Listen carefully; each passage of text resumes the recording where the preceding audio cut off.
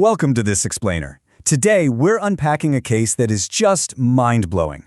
We're looking at the story of Jose Manuel Martinez. This guy managed to live a total double life, completely dodging the police while carrying out over 30 murders across the United States. And he did this for more than 3 decades. Today, using the sources and evidence available, we're going to deconstruct exactly how he pulled off this absolute masterclass in evasion. Okay, let's dive right into this. To understand this massive failure of justice, we have to peel back the layers piece by piece. First, the 35-year phantom. Then, how he was hiding in plain sight. Next, we'll break down the hitman's methods, analyze the systemic blind spots, and finally, look at the fatal mistakes. Section 1. The 35-year phantom. 3 decades of invisibility. 35 years. Just really think about that number for a second. That's a massive chunk of a human lifespan operating completely undetected. This terrifying streak kicked off way back in the late 70s. Martinez was just 16 years old when his sister Cecilia was murdered. A year later, in 1979, after a friend told him who was responsible, Martinez took revenge. He shot a man named David Bedolla, making $500 for the job. It was his first murder for money, and it essentially launched a 35-year chain of violence where he was literally a ghost to the justice system. Let's see how this builds, because his geographic footprint is wild. From that first hit in California in 1979, things escalate quickly. By 1982, he's officially a cartel operative. Fast forward to 2006, he's pulling off a double homicide all the way over in Florida. And it wasn't until 2013 that he finally got nabbed at the Arizona border. That is decades of crossing state lines with absolute impunity, never facing a single murder charge. Section 2. Hiding in plain sight. The dual life. So how on earth does a mass murderer just blend in among normal people? Well, to his relatives, Martinez was literally the ultimate family man. We're talking about a granddad who took his grandkids for spa days and dressed them up as Disney princesses. There's even a story where a hospital wouldn't let him visit a sick relative, so he hoisted the kids up to the window so they could wave. But then, on the flip side, you have El Mano Negra, the Black Hand, a ruthless cartel debt collector who executed over 30 people. The contrast between these two lives is just staggering. Journalist Jessica Garrison captured this perfectly with a quote from seasoned homicide detectives.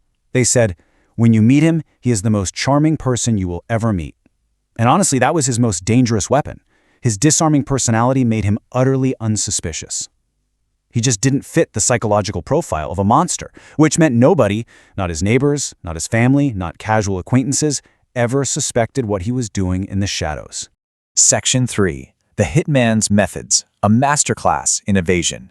Staying off the grid for 35 years takes some serious, calculated discipline. First off, he was a bilingual U.S. citizen who spent part of his childhood in Mexico, giving him massive mobility to just vanish across the border whenever he needed to. But here is the kicker. He was a hired gun with absolutely zero personal connection to the people he killed. Detectives usually look for a motive among friends, right? By removing that personal connection, he totally short-circuited standard police profiling.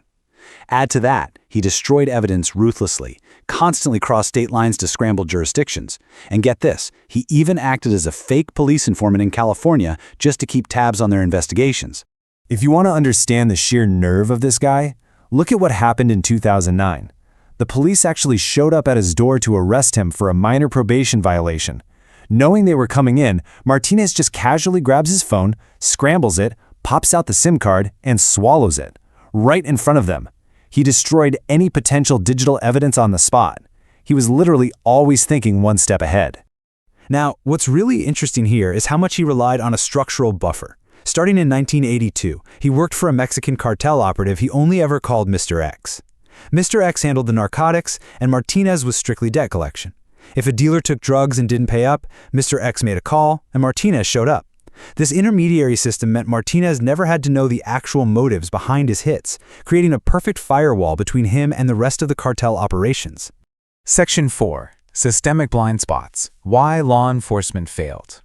You know, no matter how clever a criminal is, escaping justice for that long requires the system itself to fail. It's what we call the Swiss cheese model of evasion, when all the systemic holes just line up perfectly. Institutionally, he operated a lot in Tulare County, which was the poorest in California. Back in the 80s and 90s, those police departments were massively underfunded and completely overwhelmed. Forensically, there was a massive blunder. A cigarette butt from a 2006 double murder in Florida just sat in a lab, totally untested for years, because it wasn't a priority. And societally, his victims were mostly marginalized farm workers or low-level dealers. There was no media frenzy. Investigative journalist Jessica Garrison noted a really tragic reality here. She wrote, "The people that he was killing were not people that created these giant outcries." And wow, this is absolutely crucial to understand. The systemic bias here meant grieving families were basically ignored because their loved ones lacked power or status. And that societal apathy, that provided the absolute perfect cover for a serial contract killer to operate in silence. Section 5. The Fatal Mistakes. The Downfall of El Mano Negra. And this brilliantly illustrates how it all unravels. After 35 years of ironclad discipline, it was human error and human emotion that finally brought his empire down. It happened in 3 steps. Step 1, in 2013, a guy named Jose Ruiz insulted Martinez's daughter. Martinez snapped, broke his own golden rule against personal hits, and shot Ruiz in Alabama. That impulsive mistake put him right on the radar. Step 2, right around the same time, that delayed Florida lab test finally came back. The DNA from a cigarette butt stuffed in a Mountain Dew can at a crime scene matched Martinez. Step 3, a Florida detective couldn't figure out why a Californian's DNA was at a scene, so he called California police. The California detective mentioned Martinez's signature move, binding victims with zip ties. Boom. Suddenly, 3 entirely different states had connected the dots. Now, when he was finally arrested at the Arizona border, you'd expect a career hitman to immediately lawyer up, right? Actually, scratch that. He did the exact opposite. He ordered a pizza with an Alabama detective and, figuring he had absolutely nothing left to lose, just started casually confessing to everything. He was rattling off exact bullet counts for specific crime scenes. He admitted to over 35 murders across multiple states, a number we now think is actually north of 40. He essentially closed decades of cold cases over a slice of pizza, completely nonchalant and proud of his brutal life's work. Which brings us to a really uncomfortable question. If a killer targets the forgotten, is justice simply a matter of convenience? Was Jose Manuel Martinez really some untouchable mastermind, or did he just exploit a system that frankly didn't care enough to catch him until he finally slipped up? It's a dark thought, for sure, but an essential one to ponder as we try to understand the true nature of systemic justice. Thank you so much for joining me for this explainer. Keep questioning the systems around you.